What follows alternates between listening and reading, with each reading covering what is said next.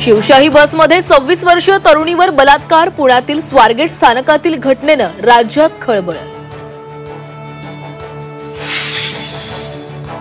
संतोष देशमुख हत्या प्रकरणी उज्ज्वल निकम यांची सरकारी वकील म्हणून नेमणूक, तर ॲडव्होकेट बाळासाहेब कोल्हेंची सहाय्यक विशेष सरकारी वकील म्हणून नियुक्ती. मुख्यमंत्र्यांची ट्विटरद्वारे माहिती. उज्ज्वल निकमांच्या नियुक्तीनंतरही मस्साजोगचे ग्रामस्थ अन्नत्याग आंदोलनावर ठाम. न्याय मिळेपर्यंत आंदोलन सुरूच ठेवण्याची भूमिका. मुख्यमंत्री फडणवीसांच्या बैठकीला दोन्ही उपमुख्यमंत्र्यांची दांडी. नाशिक कुंभमेळ्याबाबतच्या बैठकीला शिंदे आणि अजितदादा गैरहजर.